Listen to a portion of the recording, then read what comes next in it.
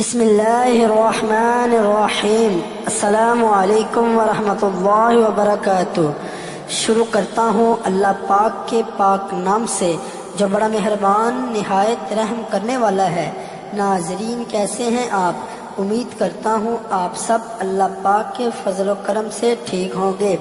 آج ہم آپ کے لیے حضور داتا گنج بخش رحمۃ اللہ علیہ کے بارے میں کچھ اہم معلومات لے کر حاضر ہوئے ہیں۔ حضور داتا گنج بخش رحمۃ اللہ علیہ کو تو آپ بخوبی جانتے ہوں گے۔ لاہور محض تاریخی، تعصیبی اور معاشرتی اہمیت کا حامل ہی نہیں بلکہ تصوف طریقت کی دولت سے بھی مالا مال ہے۔ اس شہر میں کبھی وہ دور بھی دیکھا جب ذات پات کی تقسیم، جابانہ حکمرانی اور جادو نگری کا بول بالا تھا، لیکن پھر وہ وقت بھی آیا جب قادر مطلق نے اس خطے کی کایا ہی پلٹ دی۔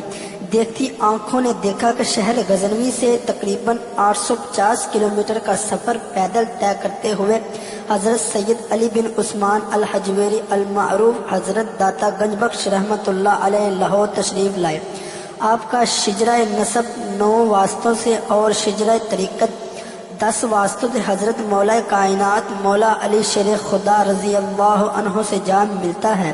تاریخ بتاتی ہے کہ آپ اپنے شیخ حضرت ابو الفضل محمد بن الحسن الختوی رحمۃ اللہ علیہ کے حکم پر اسلام کی تربیت اور تبلیغ کے سلسلے میں لاہور تشریف لائے۔ آپ کے ساتھ 2 ساتھی بھی تھے، ایک کا نام ابو سعید حجویری اور دوسرا حماد سرخسی ہے۔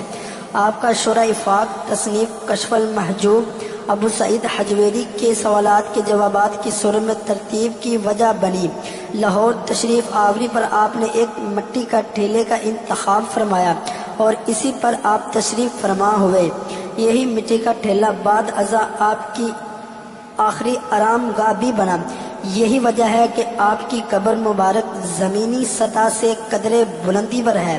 مغلیہ شہزادہ دار شکو اپنی تصنیف سفیرت الاولیاء میں آپ کی تعمیر کردہ مسجد کا ذکر کرتا ہے، جس کے ساتھ حضرت داتا گنج بخش رحمۃ اللہ علیہ صاحب کی ایک کرامت بھی وابستہ ہے۔ کہا جاتا ہے کہ آپ کی مسجد کے محراب و منبر کے حوالے سے مقامی آبادی کو اعتراض تھا کہ محراب قبلہ رخ نہیں ہے۔ حضرت داتا گنج بخش رحمۃ اللہ علیہ صاحب نے اپنی امامت میں جماعت کروائی اور دوران نماز آپ کی برکت سے نمازیوں نے بالکشافہ اپنی آنکھوں سے خانہ کعبہ کی زیارت کی۔ 1000 سال پہلے وقوع پذیر ہونے والے اس واقعے کی یادگار آج بھی داتا دربار میں موجود ہے۔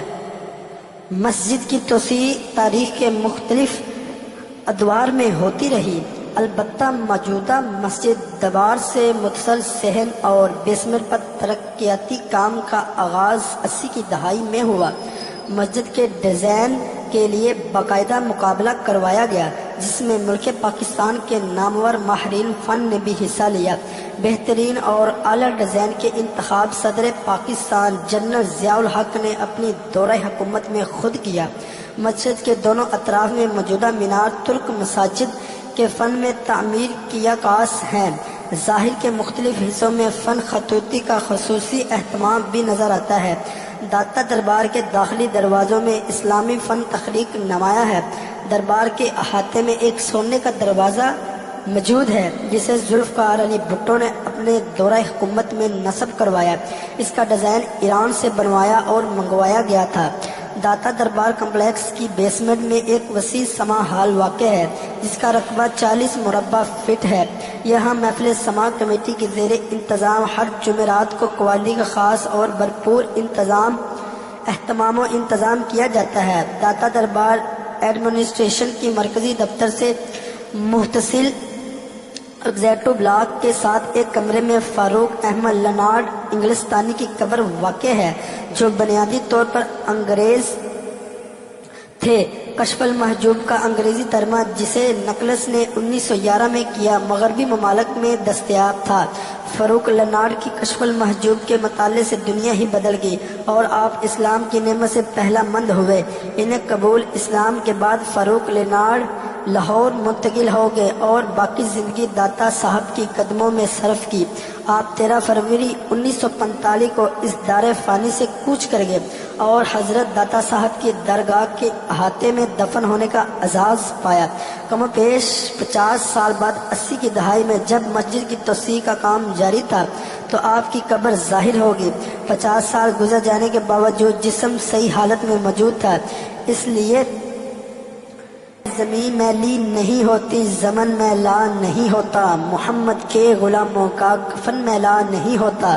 چنانچہ ان کی اثر نو تکفین کا اہتمام ہوا۔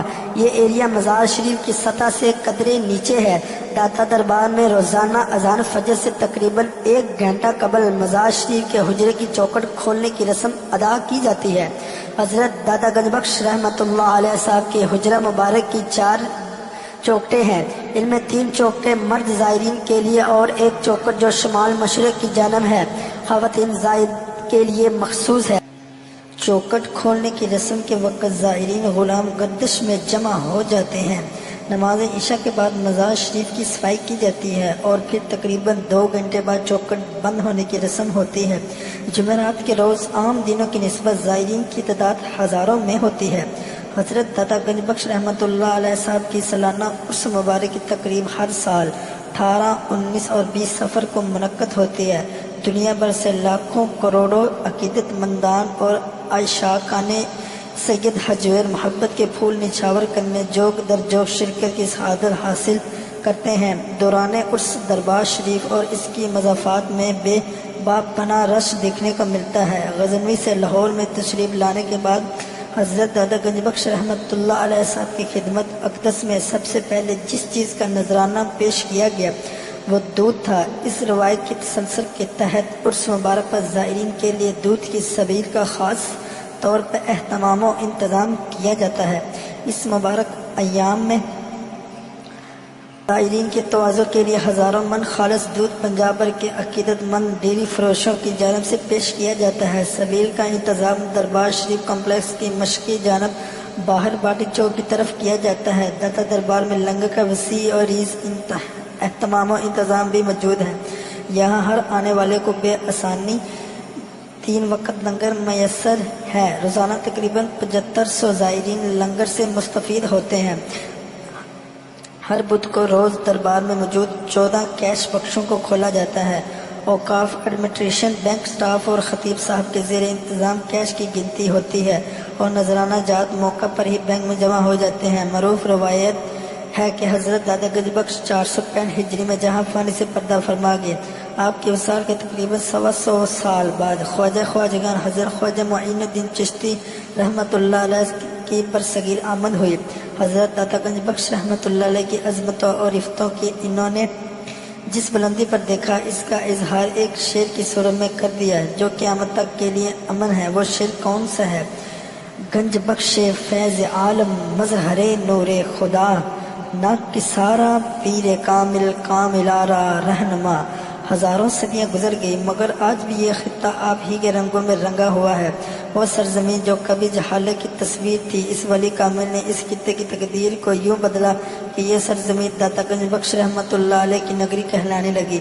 یہ کس کی در پہ اے کھڑا ہجوم میں تشنا لباں، یہ کس کی سب فصیلوں پہ شام ہوتے ہی حروف نعت نبی کی رم جموں کا نزول سنو کا ایک زمانہ غلام ہے۔